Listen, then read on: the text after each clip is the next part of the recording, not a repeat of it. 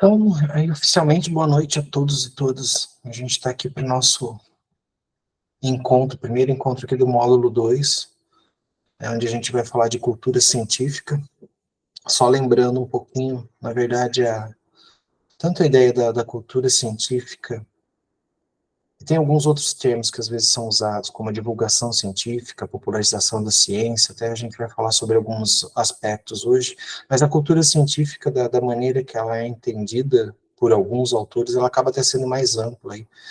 Mas ela fica, a gente acabou escolhendo ela, definindo para fazer aqui num segundo momento, é um módulo até um pouco mais curto, teoricamente falando, para não ficar dois pesados, né? Pesados assim, porque a gente falou o primeiro sobre ciência especificamente. Tinha comentado com vocês que existem, ou existe, né, uma área que estuda basicamente a natureza do conhecimento científico, que é a epistemologia da ciência. É uma área relacionada, vem da filosofia. Né? E os grandes nomes, os grandes destaques são para quem trabalha, ou quem trabalhou muito tempo mesmo com ciência pura, né? Principalmente pessoa da área da física. Tem muitos físicos que não vou falar que se aventuraram, né, mas que se debruçaram sobre o tema e escreveram e pensaram um pouco sobre da onde o conhecimento científico, né, da onde ele vem, como é que ele é dado, como é que ele é gerado e produziram, né, ao longo da vida, ou alguns deles depois, né, mais no final da carreira científica, produziram aí obras na ideia de tentar entender mesmo a ciência. Alguns falam até na ciência como sendo, ou a física mesmo, às vezes sendo uma linguagem, né, pelo que a gente viu lá do desenvolvimento, ela é uma ciência, sim, né, mas pelo que a gente viu do desenvolvimento do conhecimento científico, porque quem defende a ideia da linguagem, porque fala que é uma forma de interpretação da natureza, é a melhor forma que a gente tem de interpretar ou entender os fenômenos da natureza, né, tanto a física quanto a química, quanto a biologia, mas não necessariamente quer dizer que é a razão completa, né? É a forma, tem gente pedindo para entrar, que é a forma correta, né? Que é o que existe de verdade. Né? Então, alguns teóricos dizem assim, até que a questão da verdade, ela não que ela seja relativa, mas ela é difícil de ser alcançada, né? O que a gente tem são as melhores explicações e que se aproximam mais, ou pelo menos o que o ser humano conseguiu de produzir melhor em relação à ciência para tentar explicar as coisas que nos cercam, né? Então, se a gente for falar sobre essas ideias da epistemologia e do conhecimento científico, a gente poderia gastar um semestre só falando disso. Passamos um texto ali, onde o autor fez uma leitura de algumas visões, né? O que ele fala são algumas visões deformadas, mas ele não quer falar que tá errada, né? Talvez incompleta seria a palavra melhor, sobre o processo sobre o desenvolvimento do conhecimento científico, mas a gente não entrou nos detalhes, né, em cada uma das teorias. A gente acabou colocando só artigos explicando sobre isso como leitura complementar, porque senão também o módulo ele ficaria pesado. É lógico que a ideia é trabalhar sobre as ciências, trabalhar sobre a tecnologia, mas se a gente fosse fazer um curso completo de cada uma das disciplinas, a gente ia gastar muito tempo com a teoria mesmo, né? E a finalidade também não é nem essa, era a gente pensar mesmo sobre ciência, até porque a formação de vocês, a nossa formação, ela é bastante ampla, é pensar sobre ciência e encontrar algumas estratégias de encurtar essa distância, né, entre o conhecimento científico e a população e a comunidade de uma maneira geral. E o módulo que chega depois da cultura científica vai fazer quase a mesma coisa, mas em relação à tecnologia, né, que foi, acho que na semana passada no encontro passado a gente acabou falando sobre isso, né, em um certo momento ali das pessoas pensando sobre a natureza da ciência, começou a se discutir também as implicações do desenvolvimento tecnológico na sociedade. Né? E principalmente isso daí acabou ganhando força ali depois da Segunda Guerra Mundial, nos Estados Unidos, particularmente entre o período da Guerra Mundial, da Segunda Guerra e da Guerra do Vietnã, né, que trouxeram algumas consequências para a sociedade bastante duras, né? E muita coisa em relação à ciência sempre foi, a justificativa era sempre que estava se fazendo em prol do conhecimento. Então, os desdobramentos da produção científica, né, que acabou gerando desenvolvimento tecnológico, eles também trouxeram alguns questionamentos e alguns raciocínios sobre isso. Talvez fazer as duas na sequência, a ciência que a gente fez no primeiro e o da tecnologia na sequência, fosse a melhor saída, mas a gente optou em não fazer isso, né, porque, como eu falei, às vezes a carga teórica dos dois ela acaba sendo grande, e são várias nuances, né, várias perspectivas. Então a gente falou no meio aqui de cultura, para ficar um pouquinho mais leve, e quando a gente falar de cultura científica, também foram escolhas, né? São escolhas, mas é assim, sempre o que a gente faz aqui, né? O material, as leituras, elas acabam sendo escolhas baseadas em algumas, ou em ideias mais gerais que acabam mostrando uma perspectiva mais ampla, ou em aspectos relacionados a pontos que basicamente assim, a gente, né, o corpo docente mais tem afinidade, ou mais se identifica, como a questão da cultura científica.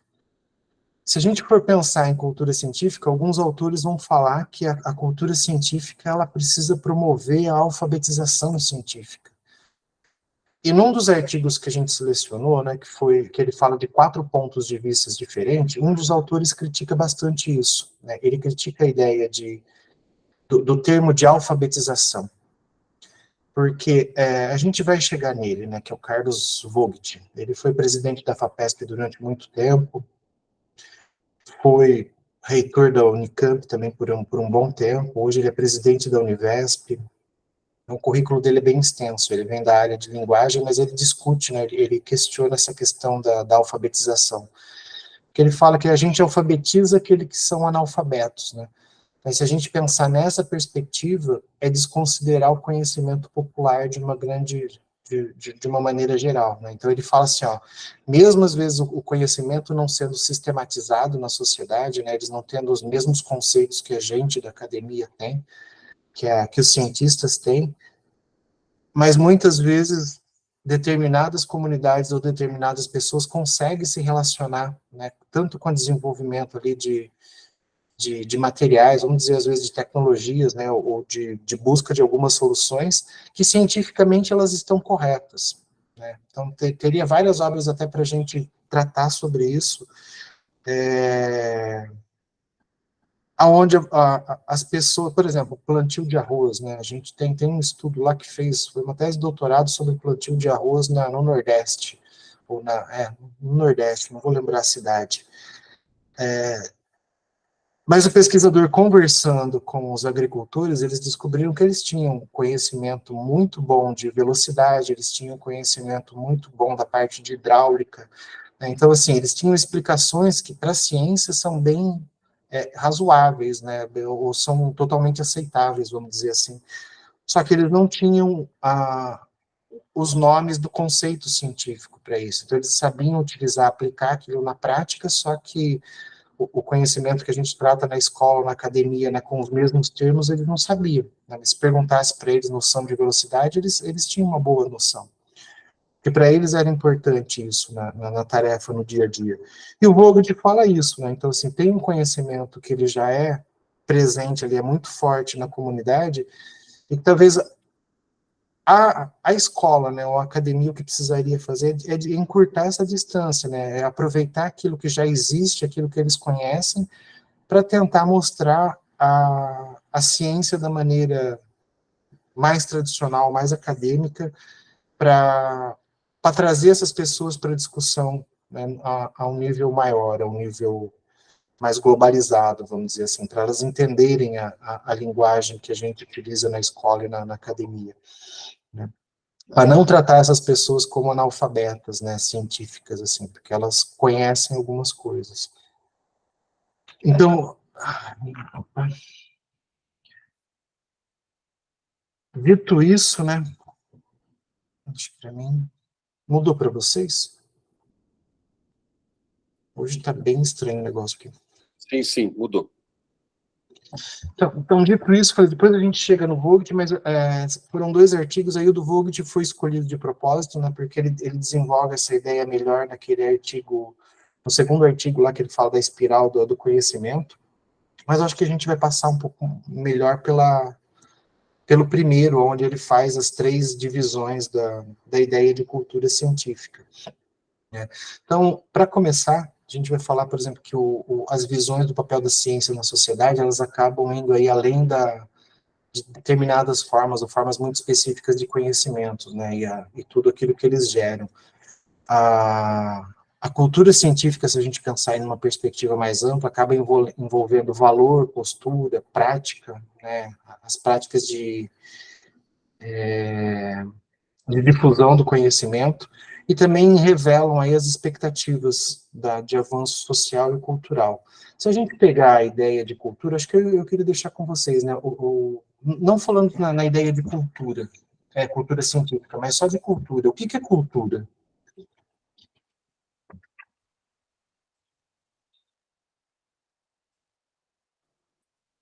Vou eu falar de novo?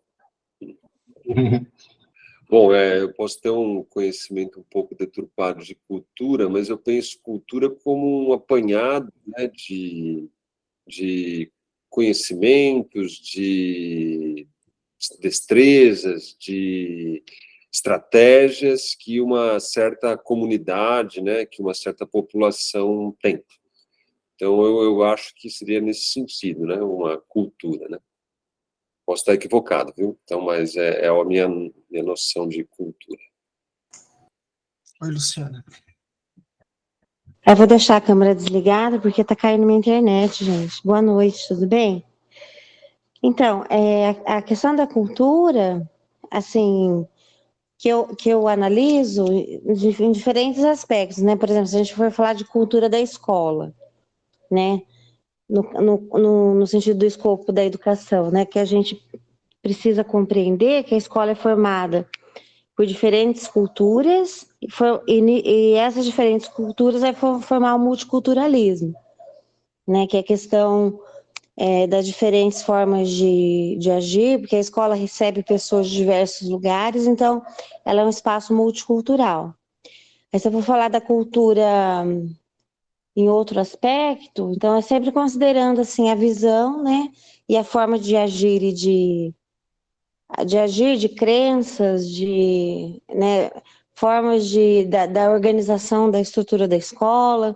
Aí tem a cultura da escola e a cultura escolar, né? Porque a cultura escolar, na minha interpretação, é uma visão mais ampla, que todas as escolas têm um prédio físico, todas as escolas têm a parte de gestão, que seria, no meu entendimento, a cultura escolar. Todas as escolas têm um determinado padrão. Agora, a cultura daquele grupo, né, vai considerar essa questão das diferentes formas de agir e de pensar. Então, eu faço uma análise de cultura escolar e da cultura do espaço escolar também. Não sei se deu para entender o que eu quis dizer. Deu sim, acho que acabou dando uma boa visão de cultura também, complementando até o que o Felipe falou. E eu acho que o que o Felipe disse está certinho, né? A cultura, na verdade, se a gente pegar autores que tratam de cultura, né, especificamente, ele vai falar que é um conjunto de tudo, né? Tudo assim, mas o que é esse tudo, né? É conjunto de costume, de tradição, de comportamento, de conhecimento, de prática, de valor. São as coisas que elas estão presentes numa determinada. Alguém levantou? Não. Pode Não? continuar. São coisas presentes numa determinada comunidade e que geralmente elas são transmitidas ali de geração em geração. Né? Pode ser em qualquer setor da sociedade, pode ser na sociedade de uma forma mais ampla, e aí ele acaba refletindo, né, tendo ressonância ali em tudo que está dentro dessa sociedade, seja a escola, seja a igreja, ou como cada instituição, instituições específicas também não deixam de ter as suas culturas, né, como a Luciana trouxe a ideia da cultura escolar, né, que também, assim, se a gente pegar essa ideia mais abrangente, mas pensar assim, os conhecimentos, os valores, as tradições, né, a forma que a escola está organizada, a forma que ela se estrutura, e que também, historicamente, ela vem passando também de geração para geração. Então, acaba sendo um conjunto muito grande de todas as formas da sociedade, de certa maneira, se relacionar, de conhecer, e daquilo que eles acreditam, né, daquilo que eles têm como mais importante. Então, essa seria, numa perspectiva bem ampla, a ideia de cultura, que foi exatamente ali o que o Felipe trouxe no início. Quando se discute a ideia da cultura científica, eu queria deixar com vocês também, antes da gente entrar nas visões dos autores especificamente. Pensando nessa perspectiva ampla, né, pensando em tudo aquilo que faz sentido de alguma forma, né, que é importante para a comunidade, para a sociedade, a ciência também ela é cultura.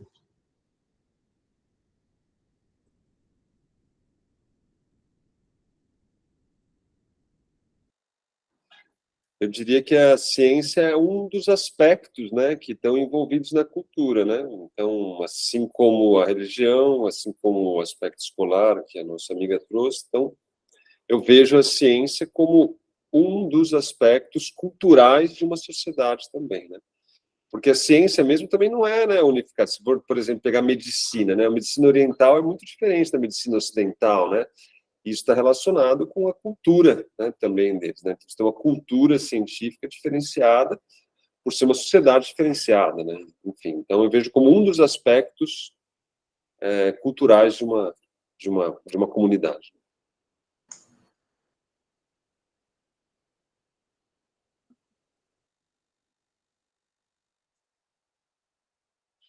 No chat aqui a Joelle falou que entende a cultura como conjunto de práticas, né, que acaba gerando uma periodicidade de práticas que se perpetuam numa determinada região. O Emerson fala que são ações históricas de um determinado meio, e a Lívia falou aqui que a cultura é um agregar de saberes em diversos âmbitos, né? Então, são ideias aí que vêm agregar essas questões que a gente está falando. E eu perguntei se a física, não, se a física não, física e cultura é a tese do Zanetti, mas se a ciência ela é cultura. E aí o Felipe diz que sim, né, que a gente é um dos aspectos. Agora, em questão de cultura, e se a gente entender nesse aspecto bem geral e bem abrangente, né, como a gente falou da questão religiosa, da questão de valores, da questão de conhecimentos, de comportamentos, e aí se a gente entrar na questão escolar, na questão científica, todos esses âmbitos, né, são aspectos culturais. E aí essa pergunta ela acaba sendo meio ruim de se fazer, ou não se fazer, às vezes, mas de responder. Mas quando a gente fala de cultura, né, ou quando a gente fala de pessoas, a gente vai falar que existem pessoas que elas são cultas, existem pessoas que não são cultas. A sociedade, de uma maneira geral, se a gente pensar na questão da ciência, como é que está essa questão da cultura científica na comunidade? As pessoas são cultas, cientificamente falando?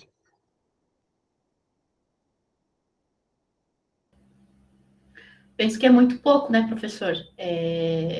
A gente conversando com os nossos alunos, também trabalham em educação, perguntas sobre ciências, eles têm um limite muito grande de conceituar o que é ciência, então é algo que está distante ainda deles na escola, né? Então não é algo muito próximo, no meu pensamento, né? Oi, Marcelino. Boa noite, gente. Bom, para mim, acho que existem vários aspectos, né? A professora Eden fala aí, por exemplo, do conhecimento em si, da utilização do conhecimento, ou aquele que seria da alfabetização. Mas, por exemplo, a nível de uso de tecnologias, por exemplo, grande parte dos nossos estudantes ou da sociedade como um todo utiliza equipamentos tecnológicos, assim como eu acho que você, Stefano, estava falando que talvez a gente utilize algum conhecimento científico de uma forma que não necessariamente a gente saiba o que é ou o que foi, mas a gente se utiliza muito do conhecimento científico no nosso dia a dia, de uma forma geral. Acho que talvez o que a gente poderia estar falando de cultura, a gente, né, logicamente, talvez não existisse, por exemplo, quem use mais ou menos cultura científica. Na verdade, são diferentes, né? Felipe falou de que a cultura, do ponto de vista de medicina oriental, é diferente da ocidental. E a gente não deveria julgar se, por exemplo, uma sociedade que use mais conhecimento científico do que outra, não necessariamente seja mais aculturada do que outra. Né? Acho que o que falta seria aí uma série de circunstâncias, né, que, ora, por exemplo, a gente vai chamar de alfabetização científica, de popularização da ciência, né? Quanto mais a ciência for popular, mais eu adquiro conceitos, né, científicos, e aí, culturalmente, talvez a sociedade se torne mais culta cientificamente, né?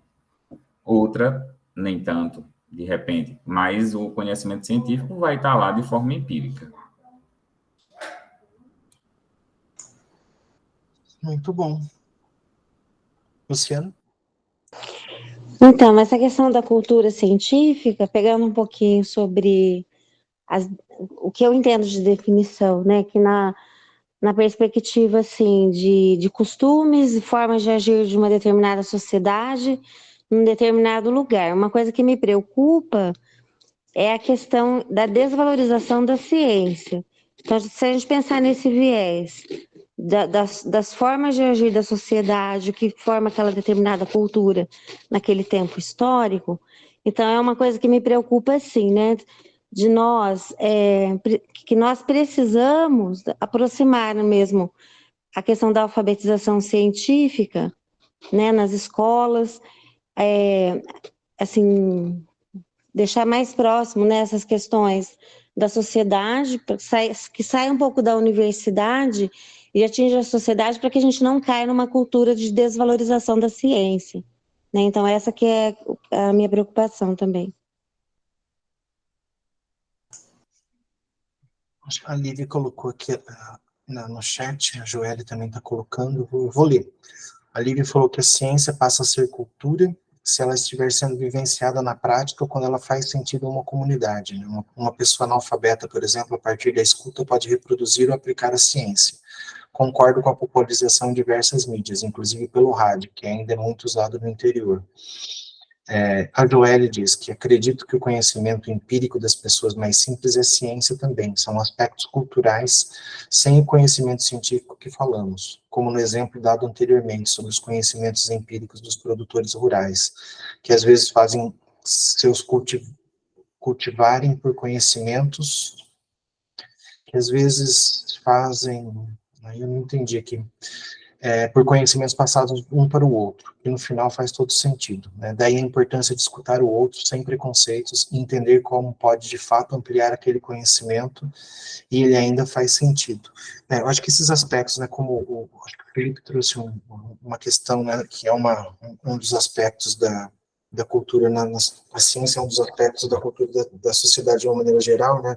O Marcelino complementou, dando exemplo, né, seguindo naquele raciocínio que a gente tinha falado anteriormente, né, e a Lívia e a Joelle também falam nesse sentido.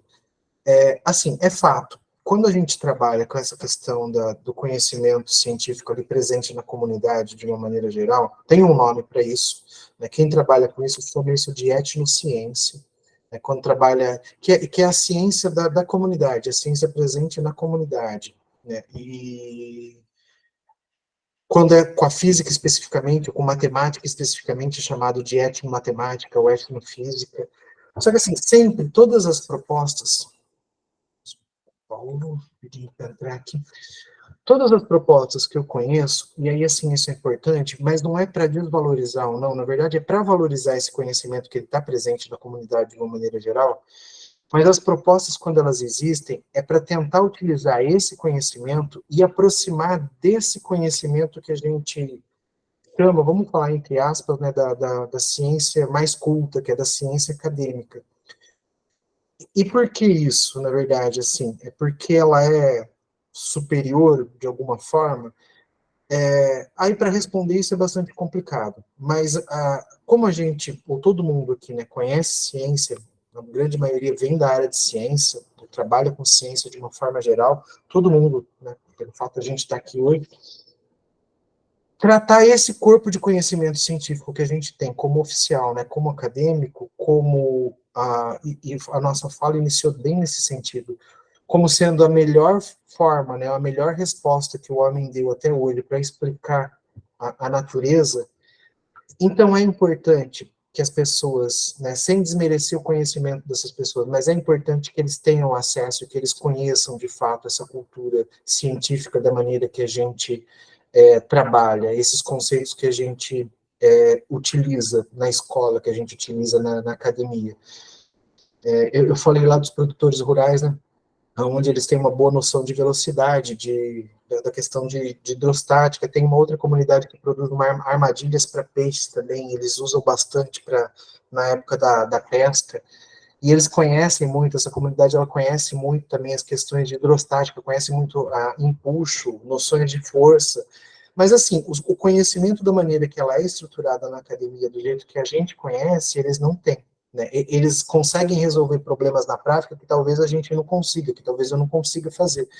Né? Porque o domínio, né, a vivência deles, aquilo foi anos e anos, passando de geração para geração, teste após teste, onde eles foram melhorando, e eles sabem explicar por que é feito de uma determinada maneira e de outra não.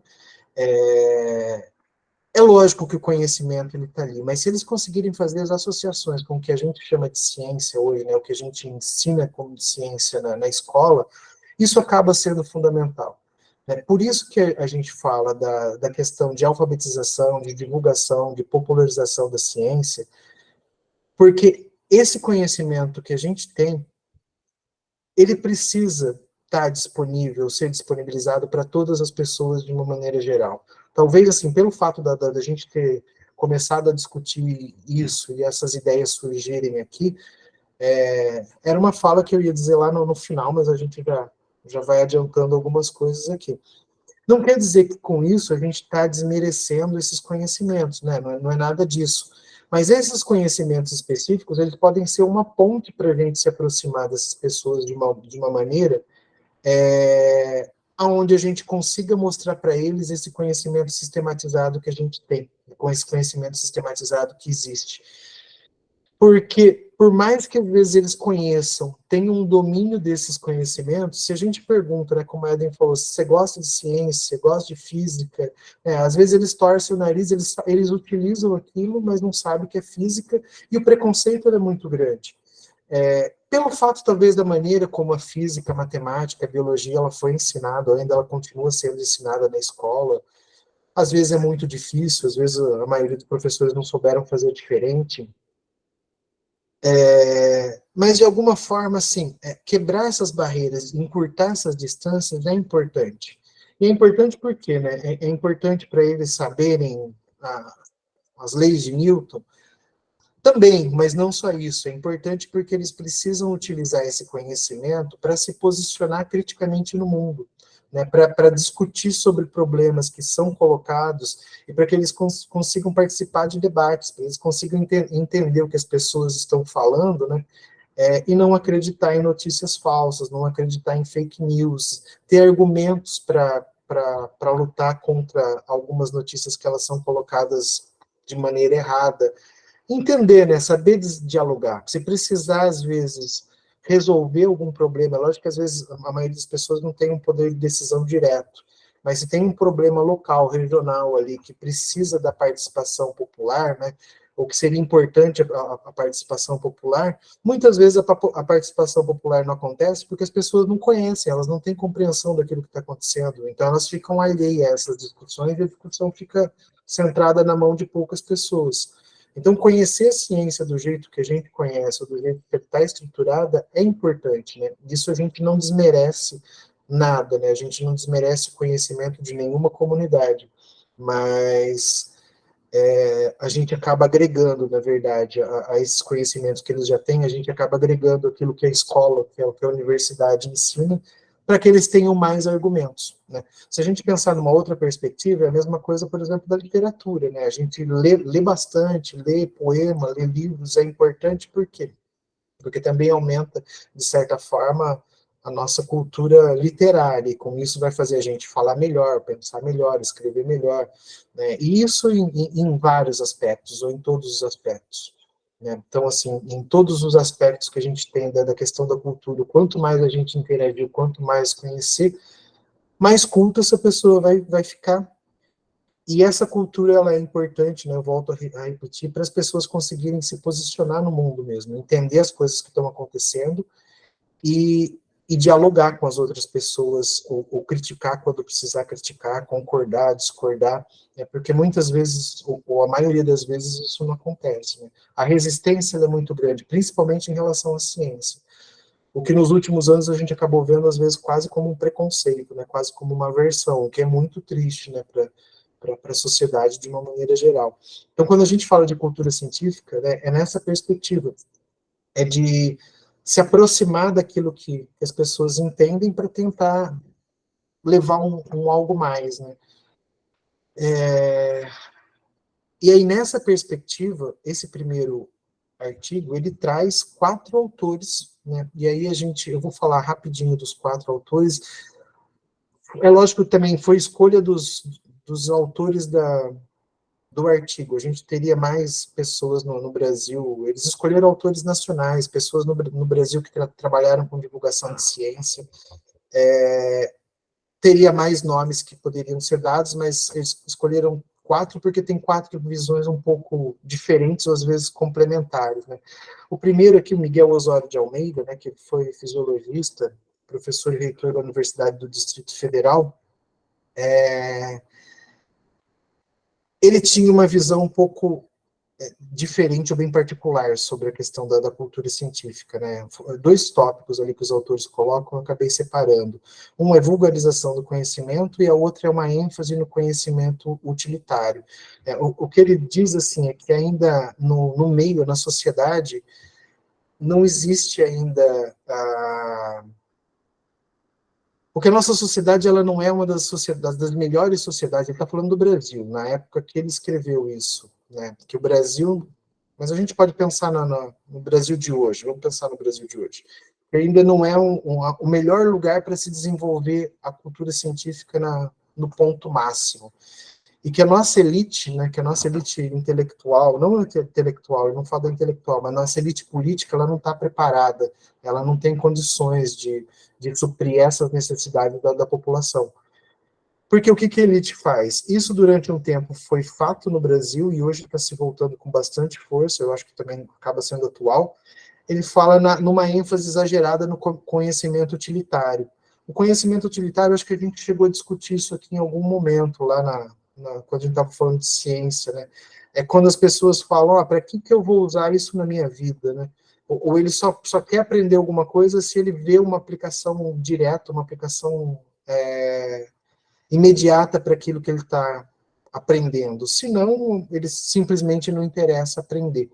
Então, ele fala que isso no Brasil, né, isso foi um dos grandes problemas, é uma ênfase muito grande na formação tecnicista mesmo, na formação da população para massa, né, para mão de obra.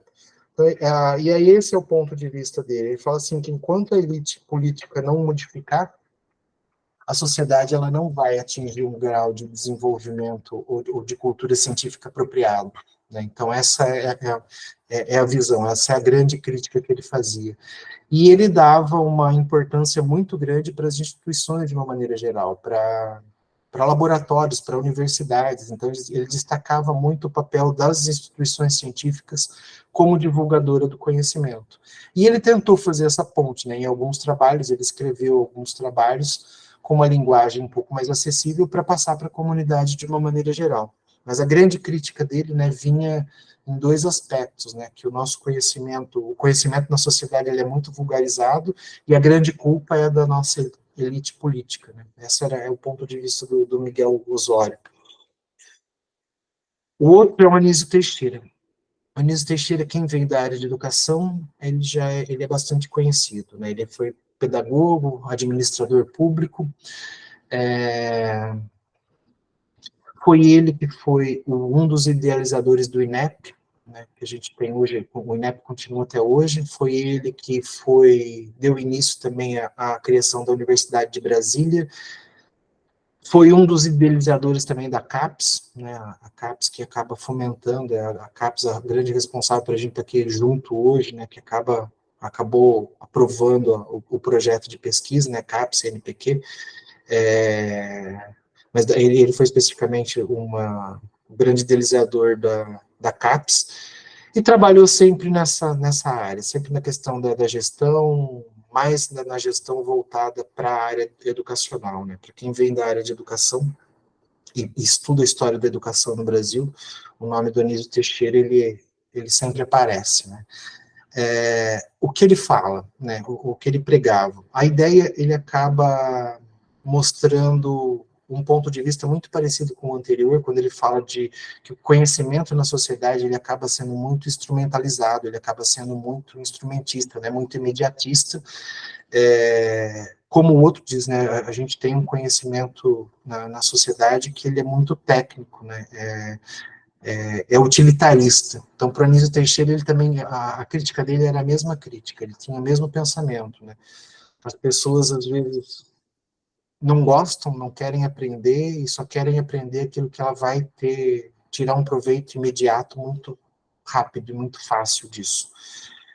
Para tentar combater isso, né, o que ele pregou, né, durante a vida dele, uma das grandes lutas dele, é lógico que ele também escreveu textos de divulgação científica, mas o que ele faz, né, um dos grandes empenhos do Anísio Teixeira, no ensino superior, é tentar expandir as universidades e as universidades que já existem modernizar, fazer com que a pesquisa se profissionalize, né, proporcionar uma educação científica para a população de uma forma mais ampla, né? Então, esse foi uma das grandes bandeiras do Anísio Teixeira, justamente por conta dessa questão que ele fala, né, da forma que ele entende que o conhecimento ele é tratado na sociedade. E reflete muito na trajetória dele, né, quando fala, por exemplo, que ele foi um dos idealizadores do INEP, da CAPES, né, da UNB, da Universidade de Brasília, mostra que realmente ele estava interessado nesse aspecto, né, ele estava interessado bastante na questão do ensino superior. O outro, Maurício Rocha Silva, ele trata a cultura científica como uma via de desenvolvimento e progresso, né? Ele mostra que a ciência, a discussão dele, alguns textos que ele produz, ele vai bem no sentido daquilo que a gente discutiu nos outros encontros, né?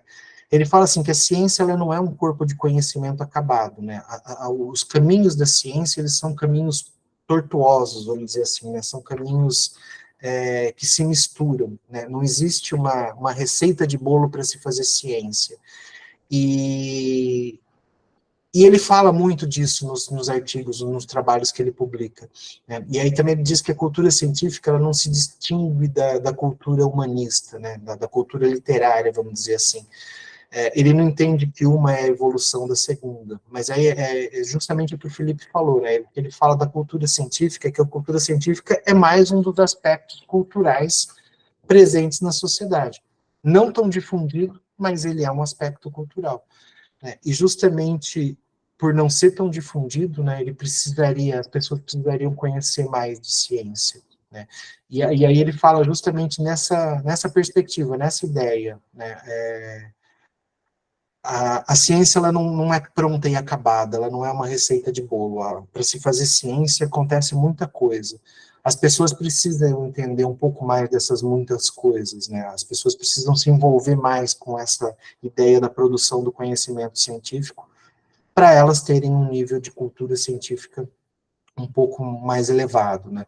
Ele sempre defendeu muito a questão da liberdade de expressão. Ele viveu, né, ele foi pesquisador do Instituto em São Paulo, mas ele viveu numa época, como os outros também, mas numa época forte, nossa, de ditadura militar. Então, ele sempre defendia a liberdade de expressão, ele sempre se posicionava que as pessoas precisam falar aquilo que pensam, mas ele nunca se posicionou nem a favor nem contra a ditadura, né? Tudo indica, porque talvez ele tenha se desperto nesse sentido, né? Tudo indica que ele era contra, né, por conta da forma como ele se manifestava, né, quando ele fala que as pessoas precisam falar aquilo que elas pensam, já é um posicionamento, né, mas ele nunca diz, eu sou a favor ou sou contra o regime que está aí. né? Mas a grande defesa dele era essa, né? Que as pessoas consigam falar e que tenham acesso à ciência de verdade, né? De verdade, assim, é da forma que a ciência é feita de verdade. E, por fim, o Vogt. Opa! Né?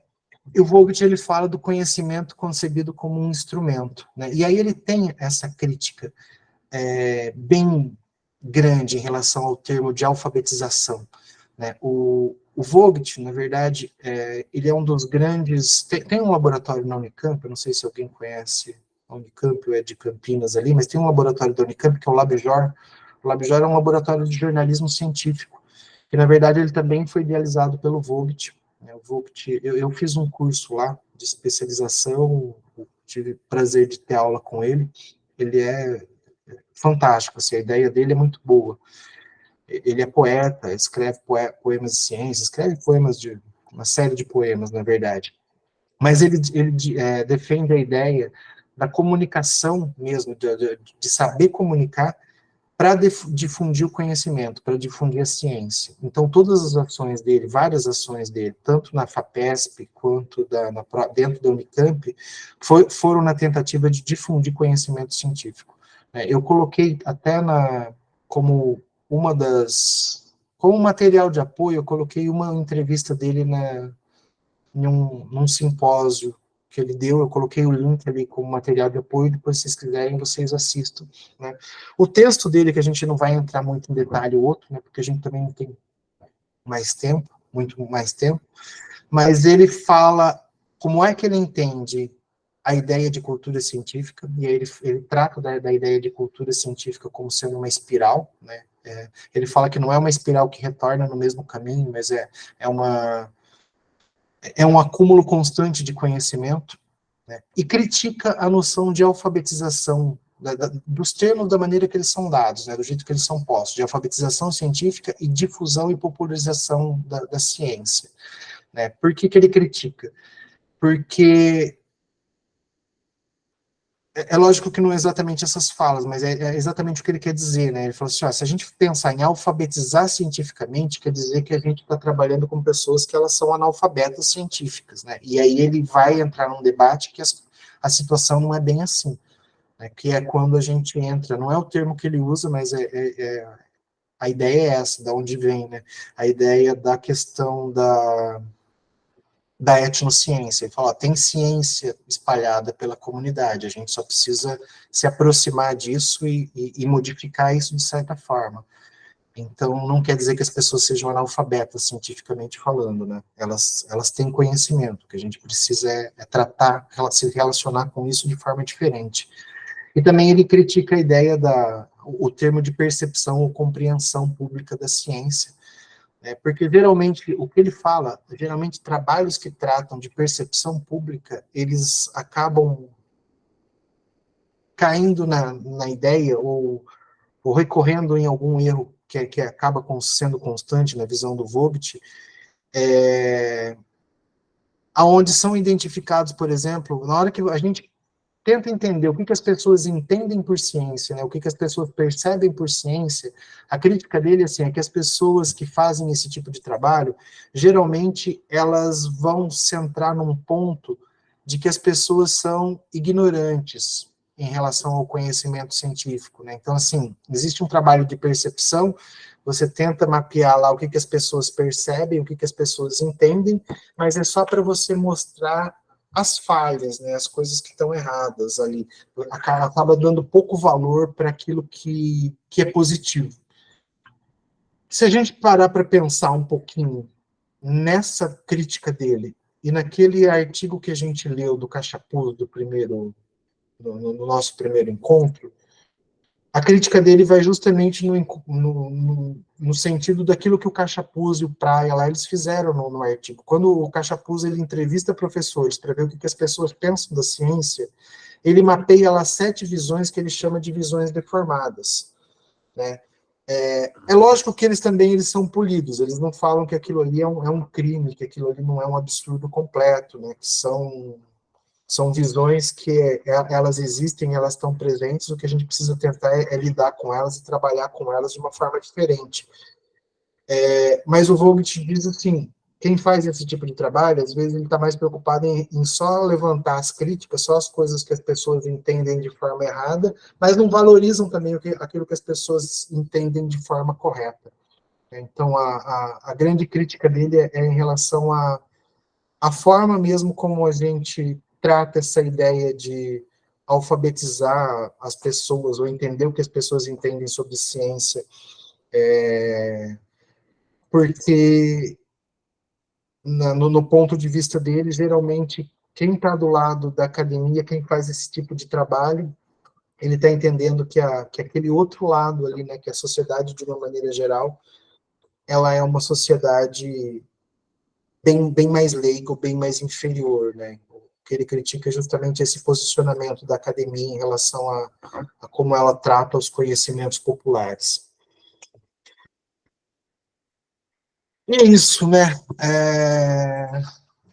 No artigo, né, ele finaliza, eu coloquei aqui para que é cultura científica para vocês, mas a gente começou com isso, né, eu falei algumas falas, eu acabei adiantando aqui, mas o artigo ele termina ali com alguma coisa mais ou menos parecida com isso, nos 2 últimos parágrafos lá, né, que a noção de cultura científica, elas envolvem desde pressupostos epistemológicos, práticas, circunstâncias históricas, até valores ligados à ciência. Essas 4 concepções de cultura científica que a gente viu, né, dessas 4 pessoas, elas não chegam a compor nem breve a história dessa noção entre nós, né? Mas ela revela ali relances de momentos e atores que ajudaram a compor. Então, os autores desses artigos, eles falam justamente isso, né? A gente tem 4 pontos de vista diferentes, mas não são todos os pontos de vista no Brasil que existem sobre a ideia de difusão do conhecimento científico, sobre a ideia de propagação da ciência para a comunidade de uma maneira geral, né? E ele diz, né, que a cultura científica é justamente aquilo que a gente comentou no início, né, que ela envolve aspectos epistemológicos, ela envolve práticas, ela envolve a história. Então, assim, é tudo aquilo que faz parte da ciência, né? É a linguagem da ciência, como a ciência é construída, os fatos que levaram à construção científica, e o próprio conhecimento científico estruturado da maneira que ele é. Né? Esse artigo ele diz isso, né? Tudo isso que envolve o trabalho científico faz parte da cultura científica, né? E aí eu queria que vocês falassem um pouquinho, né? Acho que a conclusão que eu ia fazer, eu acabei me adiantando, mas aí eu queria que vocês falassem um pouquinho da cultura científica de uma maneira geral e começassem a pensar, porque depois a gente vai propor a atividade, né? Porque como a gente está falando de cultura e a gente pensou aqui em não menosprezar, né? Acho que o mais importante, pelo menos para mim, é que a gente não pode chegar na comunidade de uma maneira geral e pensar que essas pessoas elas não têm conhecimento nenhum, algum conhecimento ela tem. É lógico que não é o conhecimento sistematizado que a gente tem. Mas como é que a gente pode chegar, então, de uma forma diferente? Como é que a gente pode aproximar aquilo que a gente quer mostrar para eles a partir daquilo que eles conhecem de fato, né? Então, vamos pensando nessa ideia, porque, na verdade, a proposta da formação do MCTI, ele vai caminhar para esse aspecto. Quando a gente vai fazer ações nas nossas comunidades, a gente precisa entender que a gente não vai fazer ações para pessoas totalmente ignorantes, né? A gente vai fazer ações para pessoas que têm conhecimento e a gente vai tentar dialogar com esse conhecimento. Eu queria trazer um ponto aqui, rapidamente, né? Lógico que quero deixar a participação dos estudantes, né, que estão aqui participando, eu também estou aqui como estudante, também, porque estou aprendendo muito, não é minha área de atuação principal. Eu gostei muito, eu não conhecia essa espiral do Volt, hein? E eu acho que faz muito sentido, né? Principalmente o fato de não cair no mesmo ponto inicial, né? Quer dizer, a impressão, né, que dá, e que acho que a mensagem é que, apesar da produção, né, ou pelo menos majoritariamente a produção científica ter alguns polos principais, né? À medida que ela vai passando pelos outros quadrantes, né, que é tanto do ensino, da ciência, da formação do cientista, né? Tem o pesquisador que passa para o estudante, que depois vai passando isso para divulgação científica, né? E quando retorna a própria ciência já deu um passo além, né? Quer dizer, então o negócio caminhou um pouco só de passar por todas essas etapas, né? De ensino da ciência, de formação, do ensino para a ciência, né, que é o terceiro quadrante, até a divulgação científica por jornalistas e tudo mais. E aí você percebe que sai da academia e nesse ciclo todo ele avança um pouco. Eu concordo, sim, né, que naturalmente, que uma vez que você ampliou ali a borda do conhecimento, né, isso não retrocede, né, uma vez que você amplia, né, os conhecimentos, né, isso não tem volta. Mas eu tenho um certo receio, ainda mais nessa sociedade atual, né, que você tem uma hiperconectividade, né, o quanto, quer dizer, assim, ó, o conhecimento de fato amplia, mas será que tem algumas ideias que, quando espalhadas, né, elas de fato não são distorcidas de alguma forma, ou têm ali seus embates de alguma forma, e isso faz com que, apesar do conhecimento se ampliar, em número de pessoas, em número de habitantes, em número na sua divulgação, isso não pode, de certa forma, também retroceder? Quer dizer, eu entendo que a Inspira caminha, o conhecimento ampliou, mas eu tenho um receio que nessa sociedade hiperconectada, alguns aspectos eles podem ter embates, né? E esses embates, né, que não são necessariamente científicos, eles podem predominar em relação ao próprio conhecimento científico, né? Então, isso que é meu receio. Então, é como se a Inspira tivesse saindo ali de trás, mas ela retorna antes e não depois. Quer dizer, eu entendo que o avanço científico, novamente, ampliou, mas no espalhar, né, na difusão ali, eu tenho medo que isso não necessariamente seja uma regra, entendeu? Não sei se consegui ficar claro o suficiente.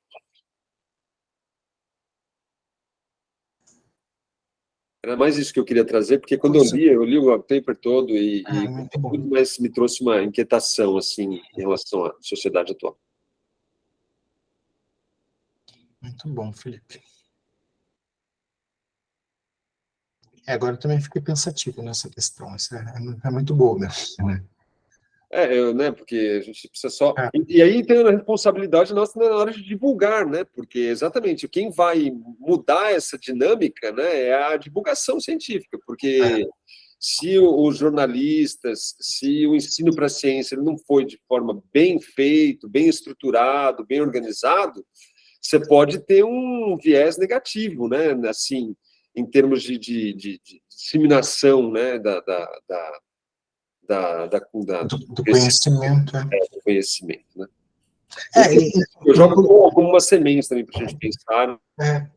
Inclusive, na verdade, quando a gente fala de ensino, a gente também tem umas críticas parecidas com essa, porque dependendo das analogias que a gente faz, né, dependendo do tipo de exemplo que a gente dá, às vezes a gente mais atrapalha do que ajuda também, né? Por exemplo, aquele pudim de passas da química, né? Onde você fala que o átomo é um pudim de passas, né?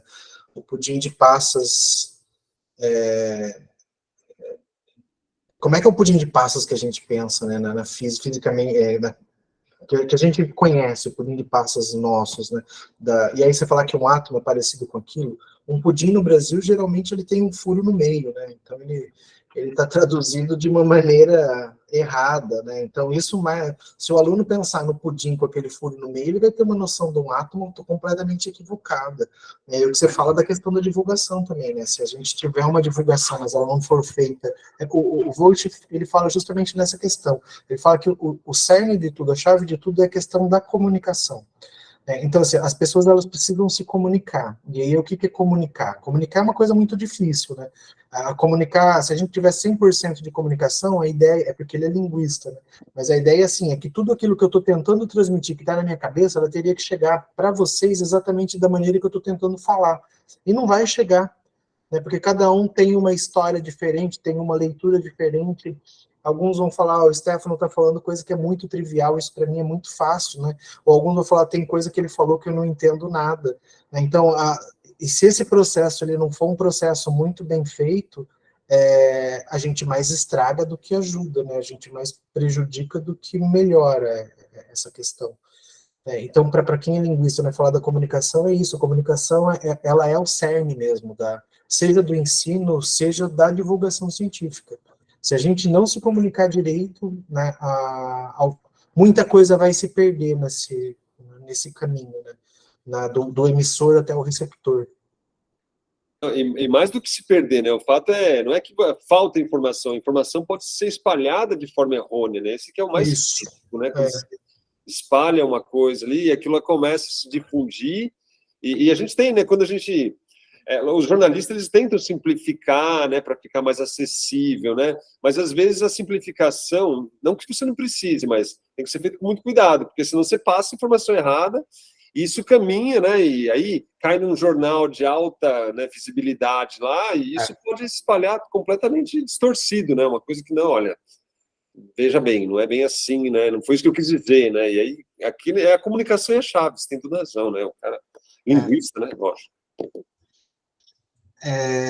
A Lívia escreveu aqui que ela vai refletir sobre a questão sobre o termo de alfabetização científica, porque ela usa bastante esse termo.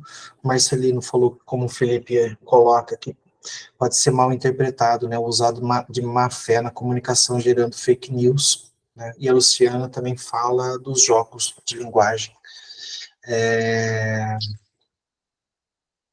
Mas é isso, eu queria abrir para vocês mesmo, porque hoje, 8h10, eu tenho que sair, hoje eu estou no presencial aqui.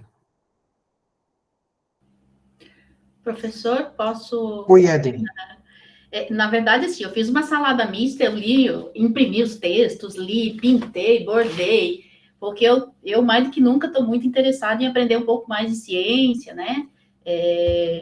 Não ser uma cientista, né? Que estou muito longe ainda, não é muito o meu caminho, mas, assim, tentei fazer uma salada mista, eu queria, se me permitem, fazer um pequeno resuminho do que eu fui compilando de cada autor aqui, para ver se eu peguei um pouquinho de tudo isso, né, e fui percebendo que as ideias que o senhor foi falando, né, e projetando, deu para acompanhar aqui pelo texto, né, ele é um texto bastante legal, e uma linguagem que a gente está se apropriando nesse momento, né, e aí eu peguei algumas mensagens, assim, como que Osório e Teixeira, por exemplo, eles defendem uma ciência pura e desinteressada.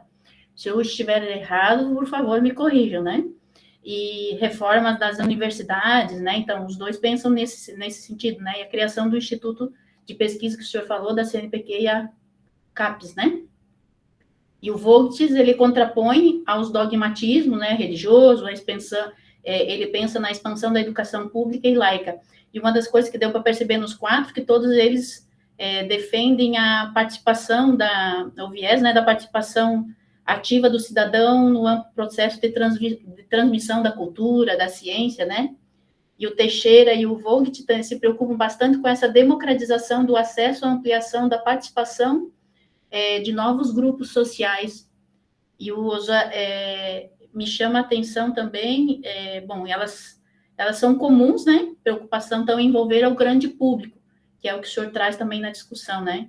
E o que Osório sustentava, então, que eu fiquei um pouco em dúvida, né? Nessa questão que Osório sustentava a elite científica que atuaria para o bem de todos. E aí eu fiquei um pouco com dúvida nessas questões que Osório traz, na questão quando ele fala do público, da elite mais científica.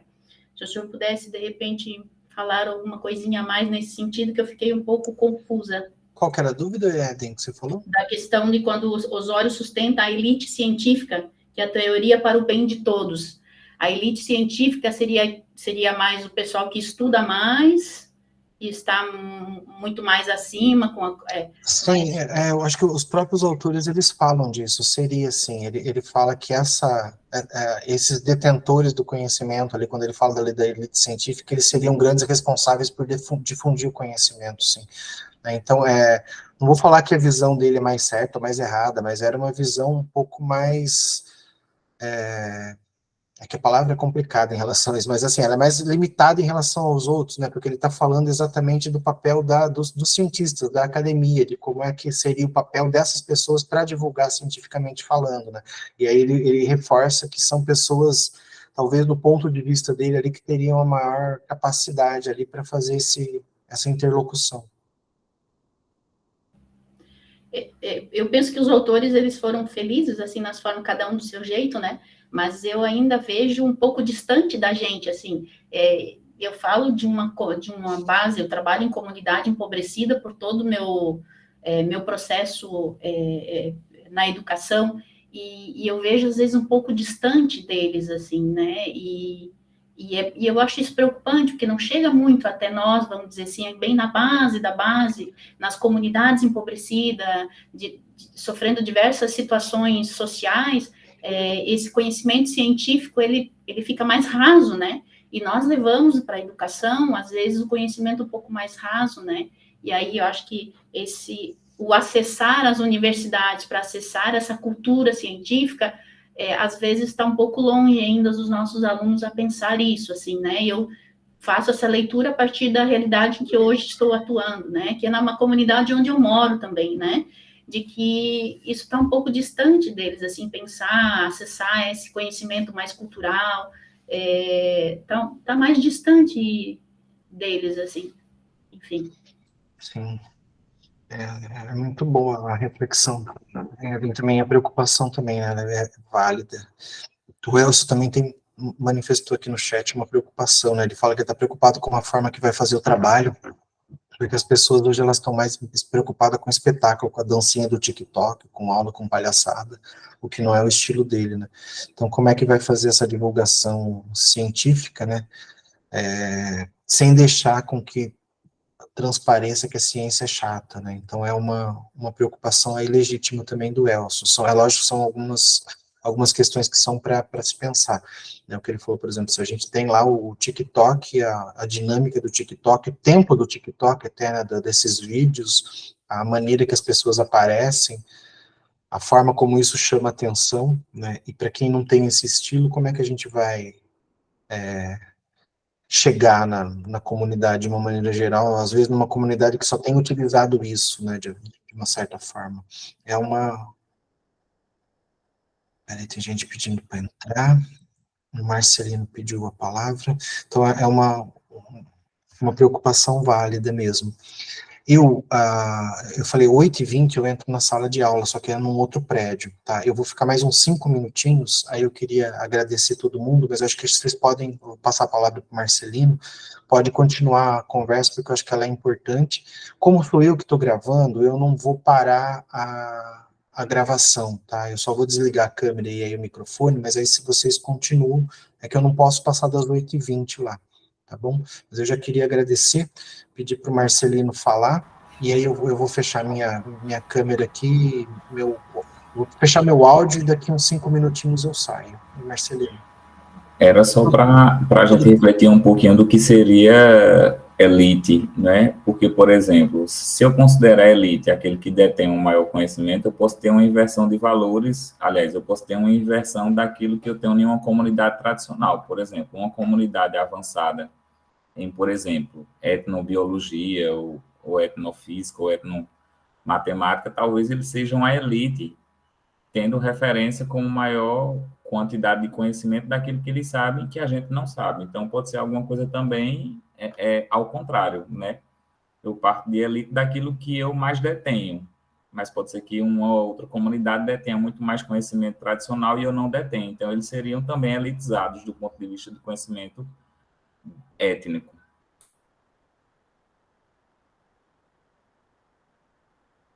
O Stefano, eu acho que a gente pode, eu posso ficar aqui naturalmente com eles, mas talvez a discussão fique mais, a gente possa deixar todas essas questões para uma reflexão, né, e retomar num momento mais próximo, talvez, para a gente retomar, como a gente fez da outra vez, né, retomar desse mesmo ponto que a gente parou, né, para dar continuidade, e aí trazer, todo mundo reflete, pensa sobre as questões, e a gente então retoma com esse mesmo aspecto, com esse mesmo ponto, com esse mesmo texto, numa reunião mais próxima. O que você acha? Você acha Acho que pode ser, acho que é uma boa, porque a gente levanta essas questões, traz, na verdade, coloca até no ambiente como questões mesmo para pensar e a gente finaliza ela, ou a discussão, no próximo encontro, pode ser.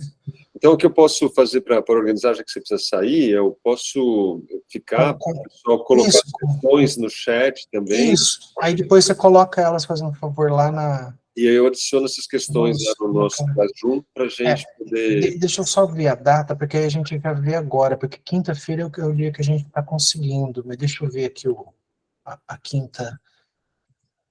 Porque tem quinta que eu começo às 9, tem quinta que eu Vai no começo... seu evento, vai para a sua aula, depois a gente comunica a todos o horário, fica tranquilo, vai lá. então tá bom. Tá joia, gente. Não sei se Muito obrigado. ou na outra. Ou na outra, tá bom. A gente dá um feedback. Obrigado, então, gente. Boa noite e desculpa. O meu vai ficar ligado aqui para não interromper a gravação, tá? Tá bom, vai lá. Obrigadão. Muito bem. Então, se tiverem mais questões também, talvez até por favor, fiquem à vontade, a gente discute. E numa próxima semana, ou na quinta que vem, ou daqui a 15 dias, né, a gente retorna. Alguém tem mais algo a comentar? Por favor. Tá, vai, gente. Mais uma vez, só mais uma pergunta. Na verdade, eu estou aqui mais como ouvinte do que perguntar, porque tudo que vem de vocês aí é fantástico, né? Estou aprendendo a cada momento, a cada reflexão, e acho que tentando sempre transpor essa reflexão que vocês trazem para o meu dia a dia, né? Para o nosso trabalho da escola, que é base, né? Tentando linkar isso, como é que isso a gente poderia levar para a escola, desmistificando o pensamento sobre ciência, científico, né, e percebendo que ao nosso redor há, sim, produção de conhecimento científico, porém a gente não consegue detectar com essas palavras, né? A gente chamaria mais de popular, de conhecimento mais popular, mas às vezes a gente poderíamos dizer que é científico e a gente não sabe exatamente porque a gente não foca o nosso olhar e nem a nossa formação é muito para esse campo, né? Penso eu, né? Mas olha, eu idem, tá? Então, apesar de eu ser um cientista, para mim tudo isso é muito novo, eu também tenho aprendido muito, né? Então, vai até naquela onda do elitismo, né? A gente tem que tirar esse elitismo, porque todos nós aqui agregamos, temos uma forma de analisar, né? Temos uma experiência com a comunidade, com a escola, né?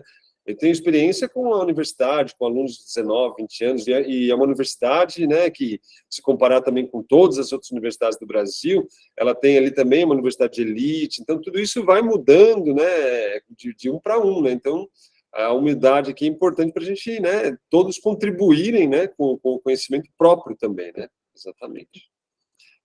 O Emerson, por favor. Boa noite, tudo bem?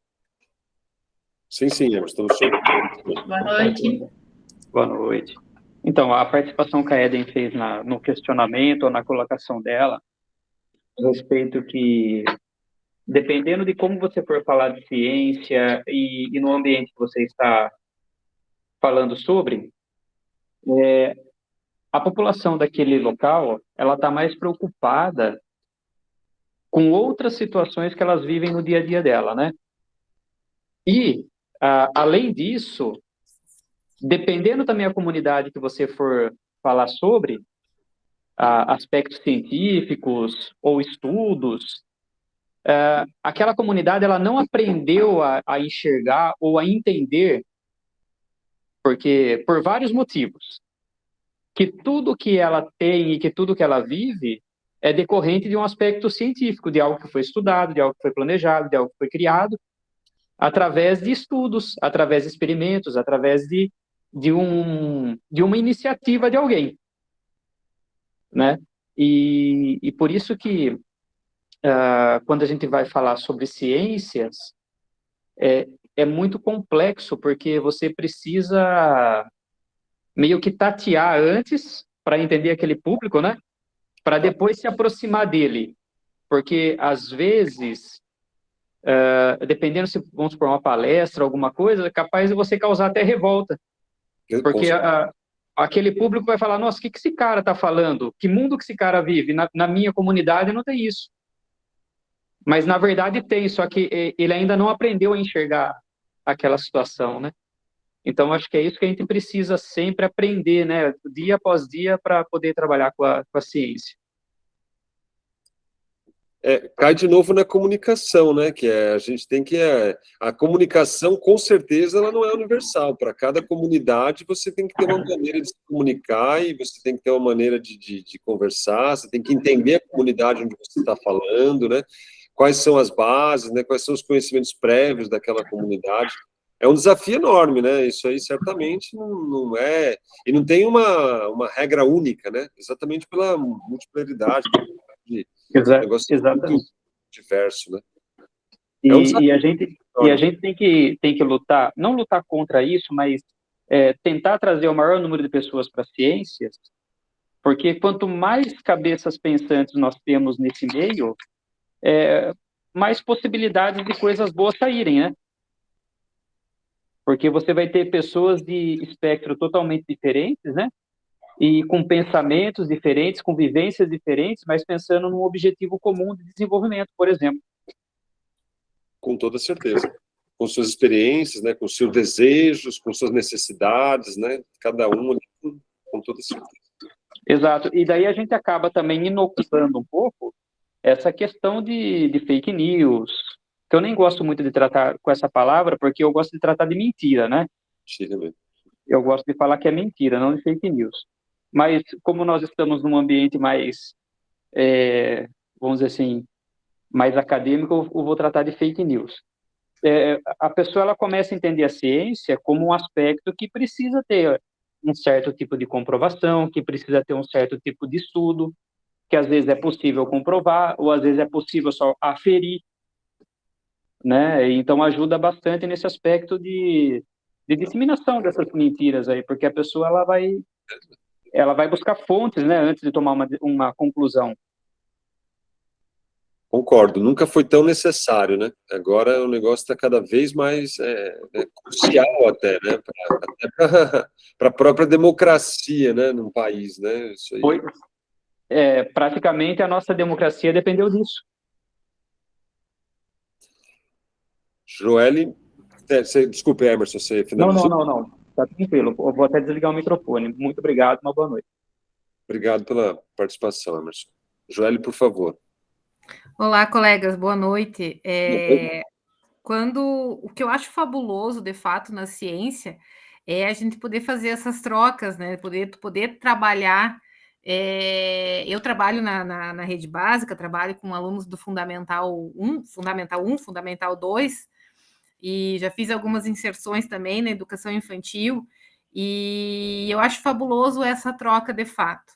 Quando tu chega na turminha da educação infantil ali e começa a conversar com eles, escutar eles, e eles falando para ti que eles não entendem por que algumas coisas afundam e outras não afundam na água, por exemplo. E aí tu já começa com uma pré-escola, inserir alguns tópicos de densidade. Gente, pelo amor de Deus, ensinar densidade para a gurizadinha da pré-escola é um negócio muito louco. Eu sou aquela prof que os diretores às vezes não gostavam muito, né? Porque eu tinha, porque agora estou na secretaria, enfim, eu tinha 3 períodos por semana, né? E um deles eu tinha que sair da sala de aula com a gurizada. E aí a diretora enlouquecia comigo, né? Porque, poxa, mas como é que tu vai estar saindo todo o tempo com eles? Mas como é que eu vou ensinar para eles, por exemplo, conceitos de agitação molecular só na sala de aula? Não, eu tenho que botar eles correr para eles entenderem o que é a tal da agitação.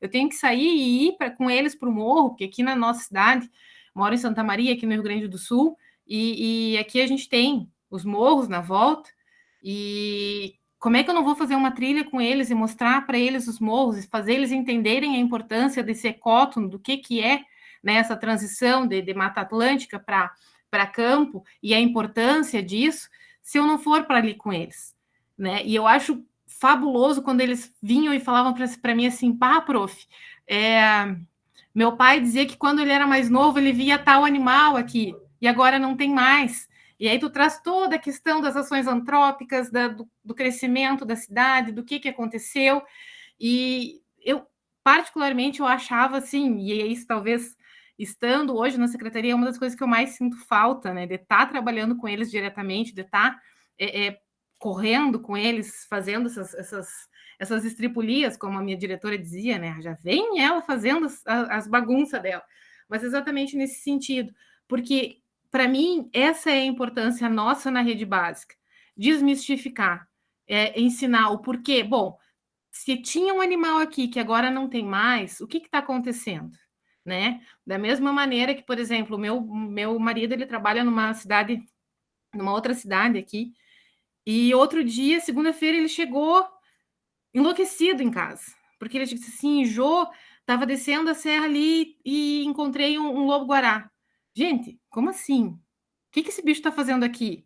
Né? E aí a gente vê, por exemplo, a importância de um corredor ecológico, que agora a gente tem o corredor da Quarta Colônia, então a gente já está mudando algumas coisas, e eu trazer isso para a minha gurizada, gente, eu acho que aí que a gente começa a transformar e mudar algumas coisas de fato. Aproximar a ciência dessa gurizadinha, deles entenderem a importância de por que é importante eu conservar, por que é importante eu trabalhar esses conceitos de ciência.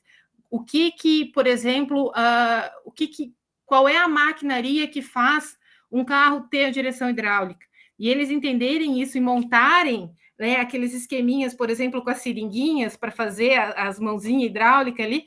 Gente, para mim isso não tem preço, sabe? E é nesse sentido que eu acho que a popularização da ciência tem que trabalhar.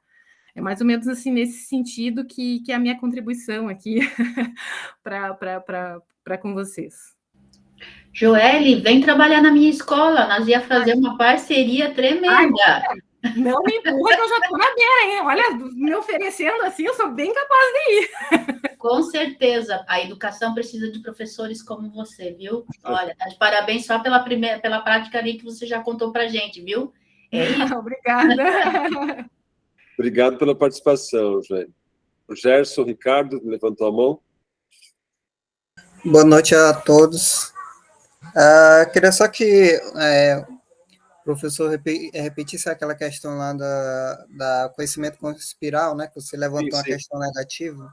Eu vi aqui. Não é negativa, é só uma inquietação que eu tive. Quer dizer, sim, reformando, não negativo, mas um ponto a se observar. Eu vou tentar repetir qual foi a minha primeiro impacto, né? Porque se a gente olhar lá no artigo, é o artigo do VOT mesmo, que daí tem a espira desenhada e tudo mais, né? Então, lá, segundo ele, né? Então, do meu entendimento, né? Começa num primeiro quadrante, eu estou aqui olhando para o lado porque a espiral está ali, tá?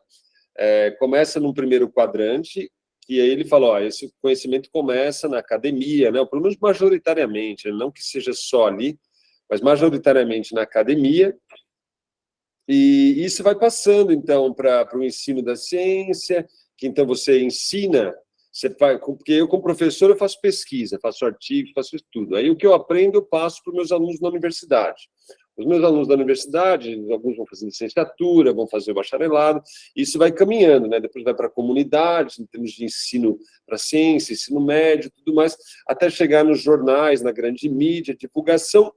E nesse trajeto todo, né, com o Vogue aí, o próprio sair da academia, né, passar por todos esses 3, 4 quadrantes, né, pelos outros 3 quadrantes, até a divulgação científica, ela já deu um avanço, o próprio conhecimento já deu um passo além. E aí ele enfatiza, não, ela sai de um ponto, mas ela retorna num outro ponto que está um pouco à frente. E eu concordo, porque uma vez que você descobriu alguma coisa, né, aquilo lá não se perde mais, né? Aquele conhecimento, a gente fala de borda do conhecimento, né? Então a gente tem uma fronteira do conhecimento, e a cada descoberta que a gente vai ampliando essa borda, apesar que o mar também amplia, né? As ignorâncias também ampliam muito, mas o conhecimento tem um passo além. A minha inquietação é que o conhecimento, se ele de fato, né, eu vejo de fato como ampliar, sempre, é sempre positivo, está sempre ampliando mesmo. Mas nesse trajeto todo, se a comunicação não for muito bem feita, né, se você não tiver ali uma coisa bem estruturada, né, ou uma mídia, né, bem, vamos dizer, que não seja deturpada, né, você pode, em número de pessoas,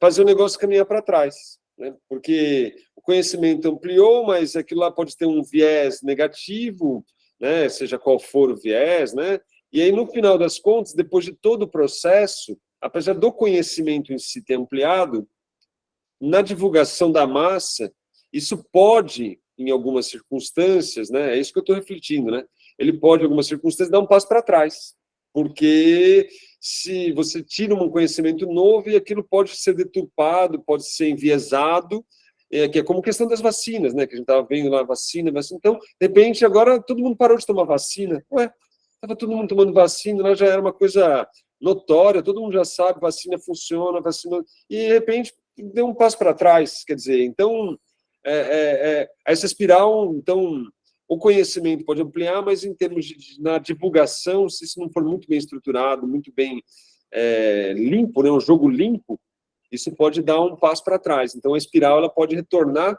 num ponto, em termos de divulgação científica, num ponto para trás e não num ponto para frente. Essa que é o meu, foi minha colocação, né, para refletir, né? Será que então sempre é para frente, né?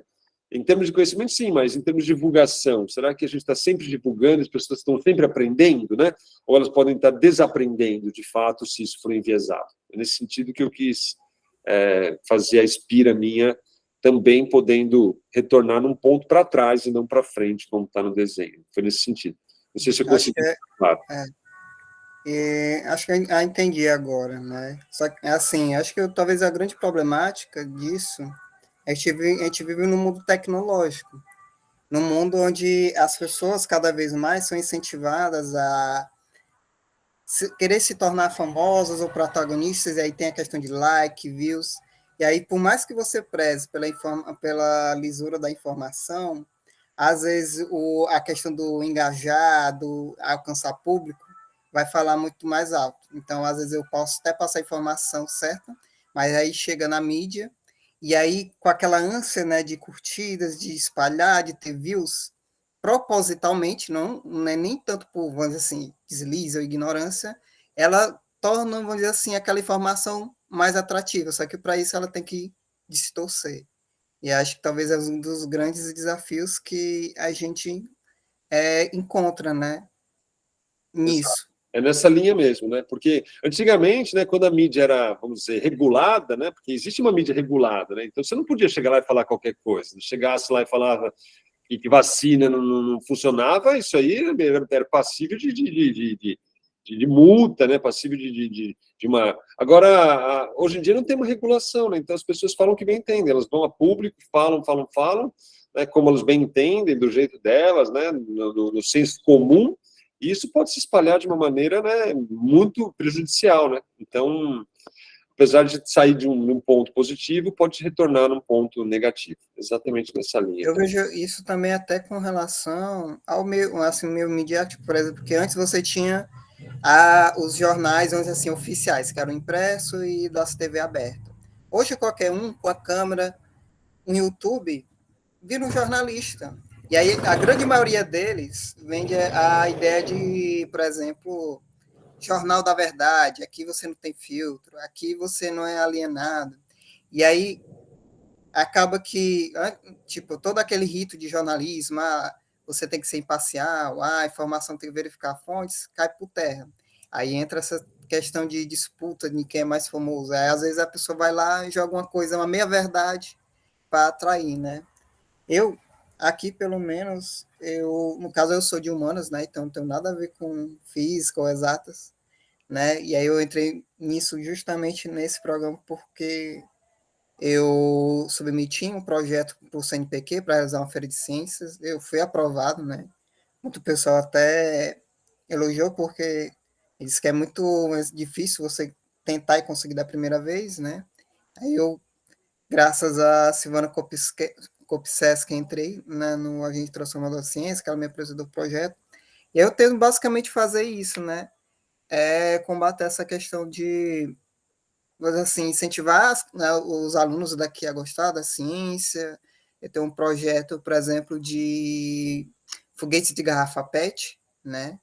E aí, inclusive, a gente se classificou para a jornada de foguete em Barra do Piraí, no Rio de Janeiro, e agora eu estou tentando arrecadar fundos, vaquinhas, para levar as meninas, né? Um grupo de meninas, caça asteroides, do MCTI, sabe? Incentivar os meninos a participar de Olimpíadas, justamente para engajar elas nessa questão, né? E aí, a gente vê muito essa questão do VIO, da tecnologia hoje, como um grande desafio. Talvez esse vai ser o maior desafio de todo mundo aqui, que é como você instruir as pessoas a fazer ciência, a gostar, a participar, mas não fazer de qualquer jeito, não fazer só, porque eu quero mostrar, porque o que importa aqui é só o resultado e não o processo, né? Eu achei bastante interessante esse ponto, né? Mas também é algo que eu também acho que todo mundo aqui já anotou, essa questão da importância de você espalhar a ciência, mas também a importância de como se passa ela. Basicamente é isso. Obrigado, Jorge. Ed, só para concluir, assim, é também importante a gente ter, só para pontuar, né, que a própria mídia oficial, né, ela também tem viés, né, bom, ela também é parcial, né, se a gente achar que, porque é uma mídia oficial, ela não é, ela é imparcial, né, a parcialidade está presente, né, ela defende grandes meios de comunicação, defende grandes empresários, então, né, tem uma... mesmo a mídia oficial também tem a sua parcialidade é que é um pouco mais fácil de você regular, né? Mas é importante pontuar isso também, né? Que não é porque é uma mídia oficial que tem ali seus direitos de concessão que elas são imparciais. Muito pelo contrário, né? Também são muito parciais. Pois não, Eden?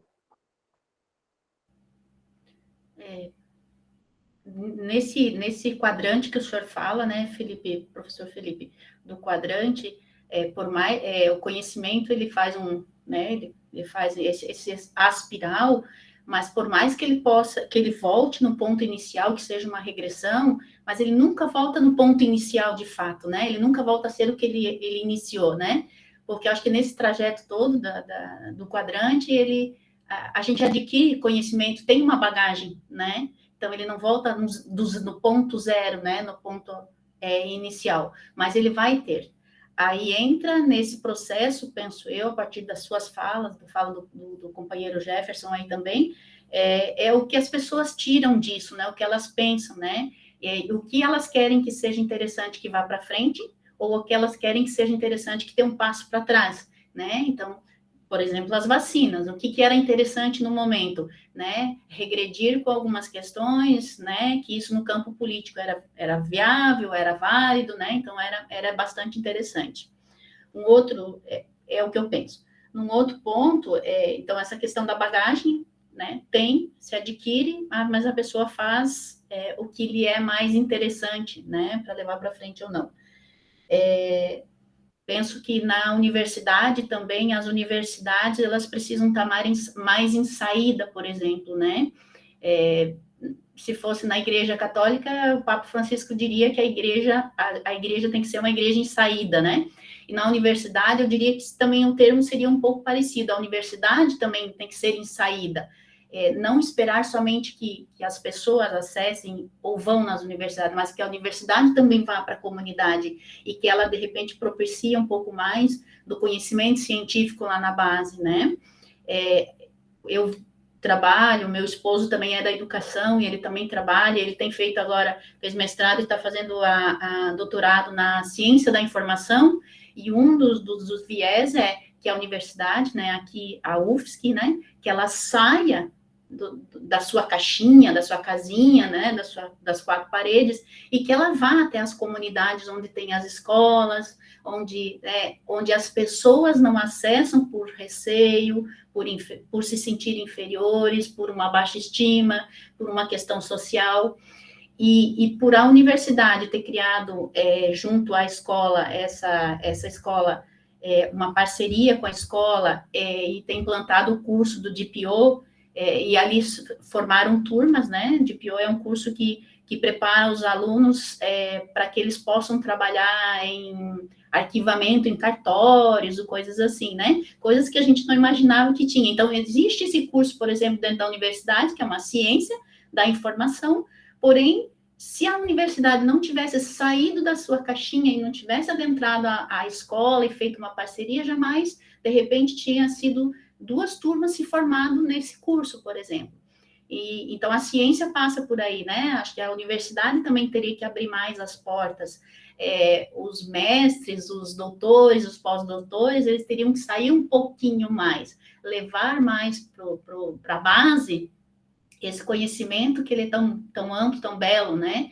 E que talvez isso desse mais elementos e talvez a gente conseguisse mais cientistas, né? Que quando começou esse curso, agentes transformadores da ciência, levar mais a ciência para os seus espaços de trabalho, para o município, enfim, levar mais, mas como se as próprias universidades também não ajudam a fazer isso, né? Então, penso eu que deveria, sim, termos universidades mais em saída, né? Para que a gente acesse mais o conhecimento científico e a gente tenha menos pessoas com medo de acessar as universidades.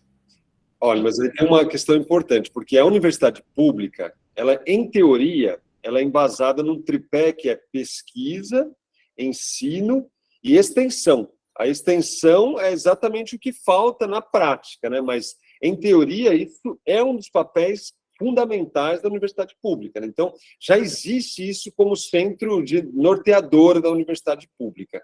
O que falta mesmo é iniciativa, né? Então, e isso está começando, é um movimento que está sendo cobrado cada vez mais. Hoje está sendo inserido nas universidades, na curricularização, a extensão. Então, está começando, quer dizer, isso já é da base da universidade, mas agora está começando a se tornar prático, tá? Então, está sendo obrigatório esse movimento de extensão, que é a interação da universidade com as comunidades, né? Então, na teoria, isso já existe, já é muito bem estruturado.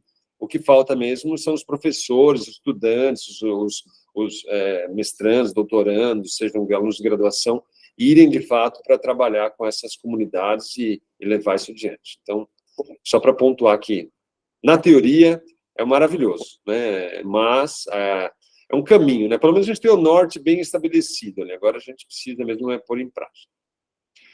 Bom, gente, já são 20h40, eu vou parar por aqui, que eu também ainda preciso jantar, ainda dou aula às 9 horas online, então eu peço a permissão de vocês para a gente encerrar aqui. E, como o Stefano falou, a gente vai pontuar se vai ser num próximo encontro na semana que vem ou daqui 15 dias. Isso a gente manda lá no nosso Classroom ou por e-mail para vocês. Ok? Agradeço a presença de todos e desejo uma boa noite, né, e uma boa restinho de semana aí para a gente aproveitar. Um abraço, gente. Muito obrigado por tudo. E a discussão foi ótima, viu? Eu agradeço mesmo. Foi muito bom. Parabéns. Muito obrigado. Tchau, tchau. Boa noite. Tchau, tchau.